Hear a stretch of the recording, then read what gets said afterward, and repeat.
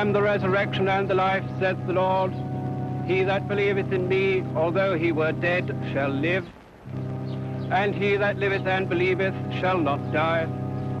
Unto Almighty God we commend his body to the ground, earth to earth, ashes to ashes, dust to dust, in sure and certain hope that at the resurrection he will rise again to everlasting life. Amen. Well, that completes the formal contents of Sir Charles's will. May I be the first to congratulate you, Sir George, as the new heir to Farnsworth Castle? A mass of crumbling stone and a morbid legend. Oh, plus an estate with a handsome revenue. All our legacies were most liberal, Mr. Clarkson. My brother was a generous man. He was a bully and a braggart. George, please. Charles is dead now. He treated you more like one of his hounds than his ward, Sylvia, and you know it. Henry, you can now do what you've always dreamed of doing. Buy your own medical practice. £2,000. I'm overwhelmed. I suppose that finishes the will, Clarkson? Well, not quite, Sir George. Your cousin Charles added a most unusual codicil. Having made many enemies in my life, and suspecting that any one of them may be tempted to bring my earthly days to an abrupt end, I hereby direct, no matter how I die, that Sherlock Holmes be engaged to investigate the circumstances of my death.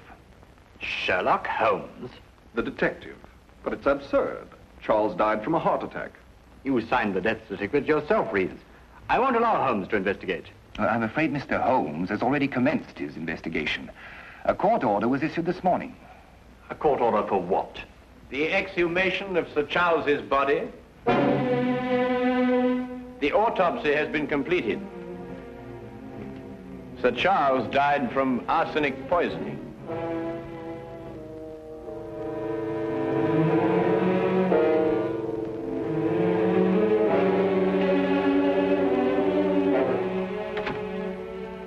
Elizabeth. It's incredible. Who could have done it? Arsenic. Only one of us. You or I or Henry or Sylvia. Oh, no. Not Sylvia, no. She had no reason. She had the same reason we all had. Charles' death set her free just as it set the rest of us free. Are Holmes and Lestrade still up in the tower room? Yes, and Dr. Watson is there too. Why is Holmes so interested in the tower room? Because Charles died there, I suppose. Or perhaps Mr. Holmes is interested in the legend.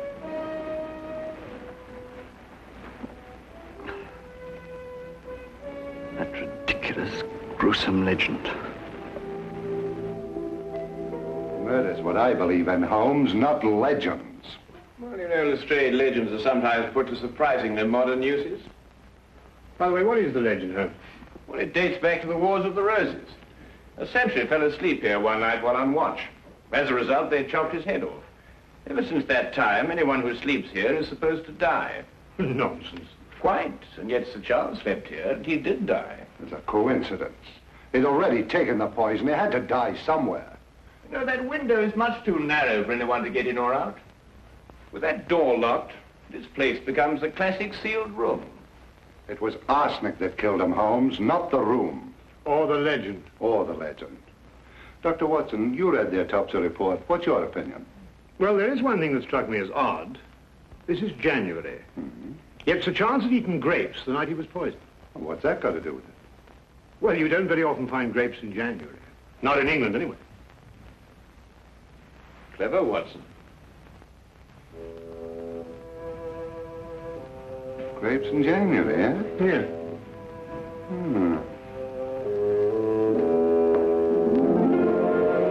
Arsenic. Out of this jar. And someone in this room gave it to him. Each of you gained from his death. We all had access to that jar, Inspector. The arsenic was used for garden spraying. Anyway, Charles didn't eat or drink a single thing that night. The rest of us didn't. Then why weren't all of you poisoned too? Miss Farnsworth, what prompted your brother to sleep in the tower room the night he died? I prompted him, Mr. Holmes. I challenged him to. Oh, really? Why? To put his constant bragging to the test. It started at dinner that night. Elizabeth, your meals are getting progressively more inedible. If you can't do better, I suggest you find your own home and run it. I'll try to do better, Charles. Elizabeth, I liked your dinner. What do you know about decent food? What do you know about anything? I know how to run your estate for you. And a mess you're making of it, too. With half the tenants overdue in their rents. I won't sweat a man's rent out of him, Charles. You'll get the rest of the rents by tomorrow, or out you go, bag and baggage. What have you got to say to that?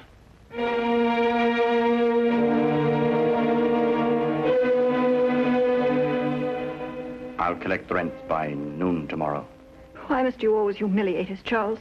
Have you no decency, no human feelings? I'm not a weak knee like George here, if that's what you mean. Courage isn't always physical, Charles. Courage. Do you remember the time I locked you in the tower room? You screamed like a stuck pig. I was 7 years old, not a big, brave man like you. What do you mean by that? You dared lock a little boy in that room, but you never dared spend a night in it yourself. You think I believe that stupid legend? Yes, and fear it. Just as you fear anything you cannot hear or see or touch. You locked me in to frighten me, because you yourself would have been frightened.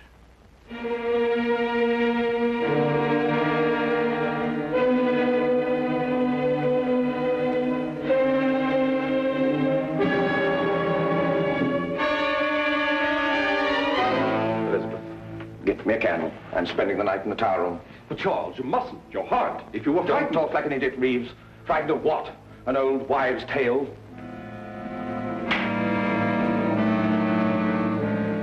I will fetch him a candle.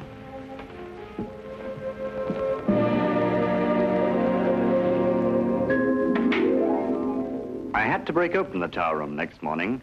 I found him dead. Mm-hmm. Interesting. What kind of grapes were served at dinner that night? Grapes? No grapes were served. We haven't had grapes in the house for months. Then who gave Sir Charles the grapes he ate that night? Because he did eat grapes. That's how he was poisoned.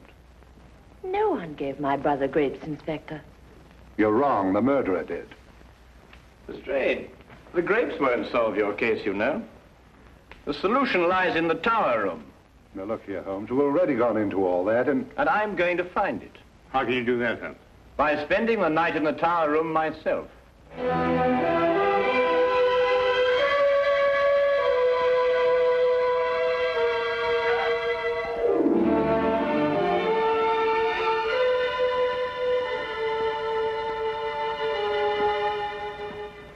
Mr. Holmes, I think you are wrong to take the legend of Farnsworth Castle so lightly. On the contrary, Miss Farnsworth, I'm taking it very seriously. Then be on guard, Mr. Holmes, and stay awake.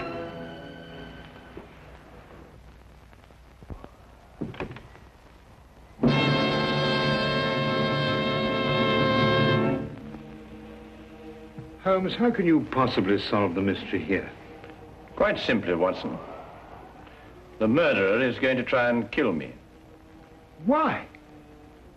Because I'm Sherlock Holmes. Can I stay with you?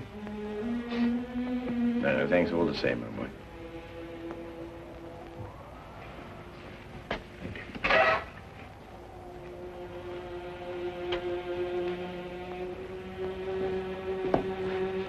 Holmes, if anything happens, you will shout, won't you? Yes, yes. Loud and strong.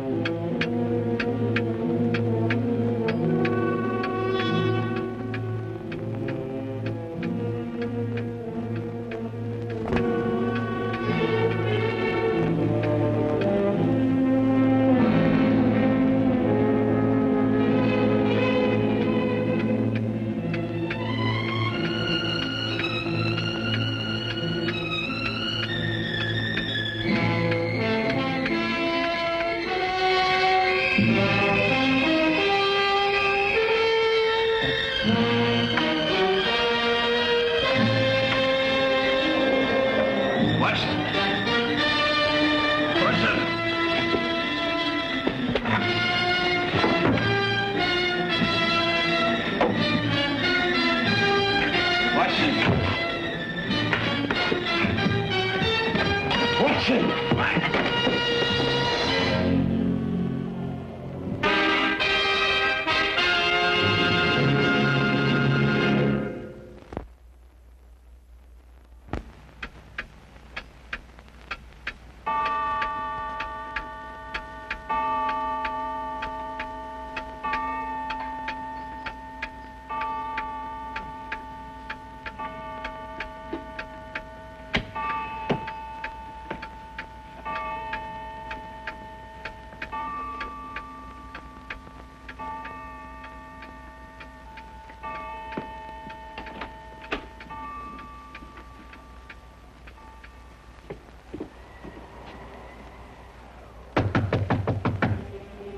Holmes?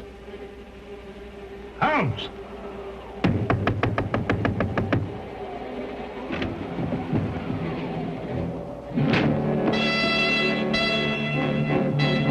Holmes!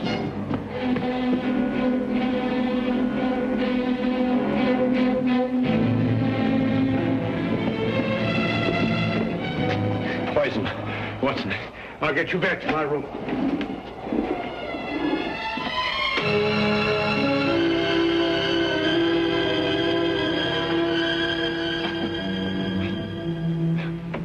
Arsenic. Watson, quickly, the antidote.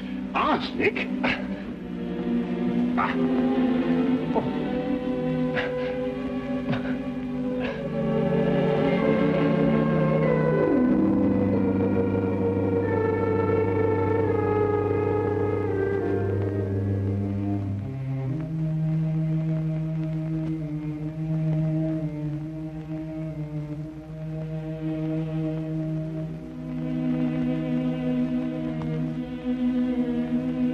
Very cunning, Watson. Yes, maybe, Holmes, but I don't understand. After all, you and I ate the same thing the entire evening.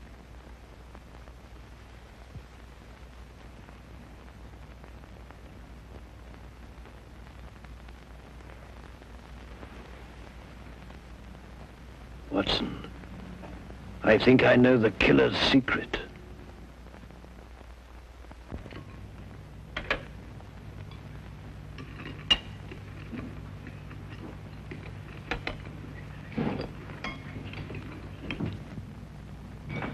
Perhaps I'd better go out and wake Holmes. It is getting rather late. Not that I believe in any of this superstitious nonsense, mind you, but... But you do believe in murder, eh, Dr. Reeves? Holmes! Well, it seems that everyone is surprised at my appearance this morning. Perhaps relieved is a better word, Mr. Holmes. I dare say there's somebody who's not very relieved. What are you talking about? I was poisoned last night. I am alive this morning, thanks to a bit of good luck and some ingenious foresight on the part of Dr. Watson. On the afternoon that Dr. Watson learned the true cause of Sir Charles's death, he ordered the ingredients of an arsenic antidote from the local chemist. I wonder who, sitting at this table now, is cursing that foresight. Do we have to be afraid of every bite we put into our mouths? Not every bite, Sir George. Only food with a flavor strong enough to conceal the taste of arsenic. Something like grapes, for example. If you want to know who poisoned the grapes, I can tell you that too.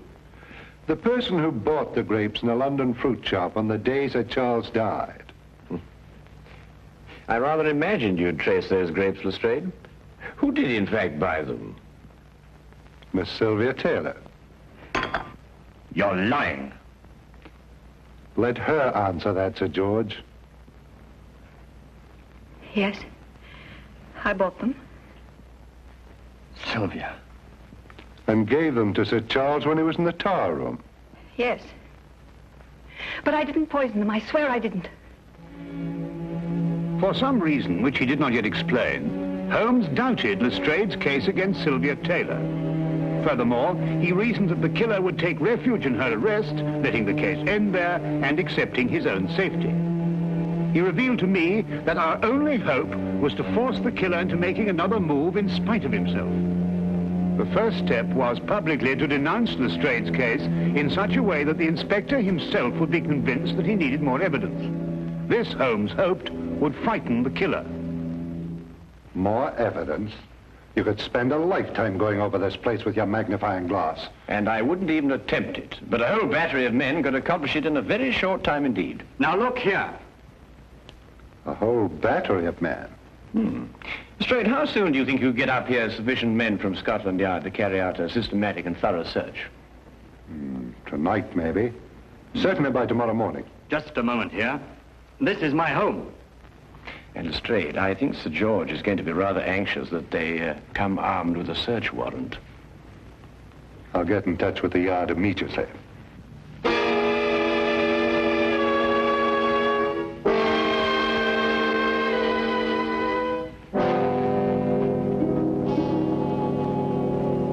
Watson, you're sure no one's left the house? Bobby on the door said nobody had gone in or out all day. Well, I hope we haven't been outwitted on this. It's been a very tiring time, Holmes, watching every move that's being made and getting nowhere. Yes, we can't afford to let up now, Watson. The pressure's really on him, you know. He's got fear to contend with. Oh, Holmes, why do you keep crossing to that window? You know, I think it's your pacing up and down all day that's made me more nervous than anything else. There it is, Watson. What? Quickly, Watson, the tower room. Coming, Holmes.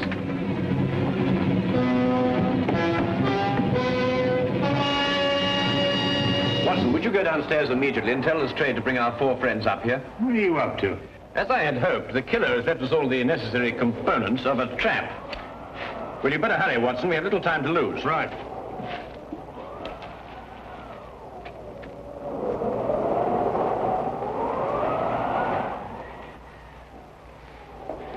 Won't you sit down here?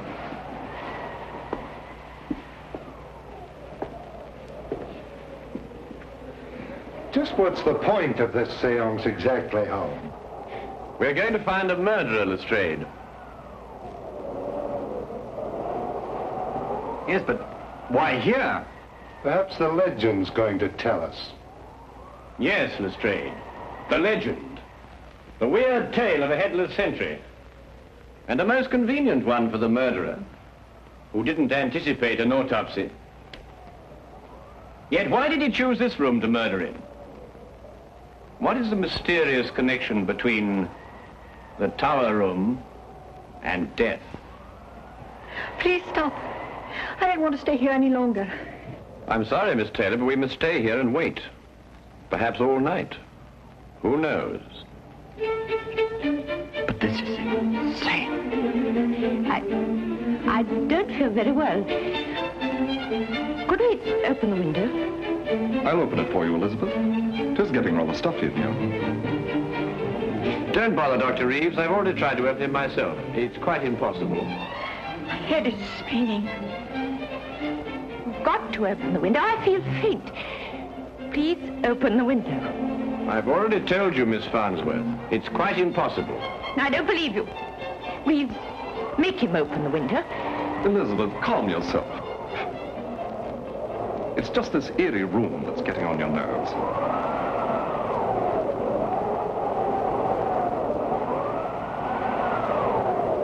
That confounded wind. It's enough to send you out of your mind. Mr. Holmes, can't we settle this downstairs? Please try to be calm, all of you. As I said before, we may have quite a long wait here.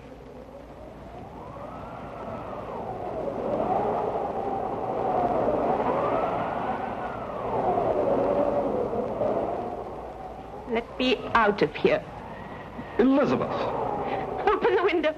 Do something. Stop it! Isn't it bad enough without you going off? You fools. You fools, you don't understand. We've got to have air. For heaven's sake, open the window. Let me go. Let me go. It will kill us all.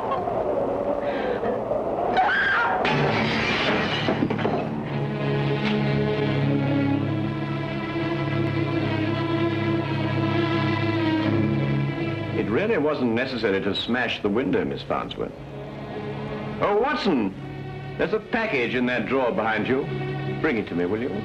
Yes, go on. You see, Miss Farnsworth, I took the precaution of replacing your arsenic candles with harmless ones. Of course, you couldn't be aware of that, could you?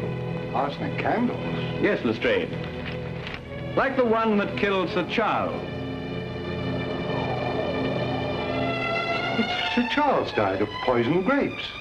Oh, no, Lestrade. It was a far more ingenious method of killing than that. A small room, a tiny window, and a candle impregnated with arsenic and giving off fatal fumes. Ingenious, yes. And it's practical. You can inhale arsenic as a gas.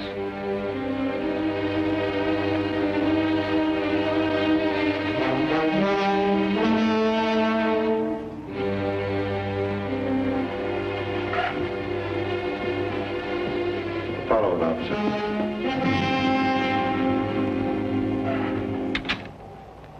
You see, Lestrade, the person who placed those candles there wasn't going to sit through the night and wait for death. She had to give herself away. I'm sorry to upset all of you, but quite frankly, I didn't know which one of you it was. But Holmes, why did she choose this room to destroy the candles? Because this was the only room in the castle that she could be sure would be deserted that night. The legend, you see,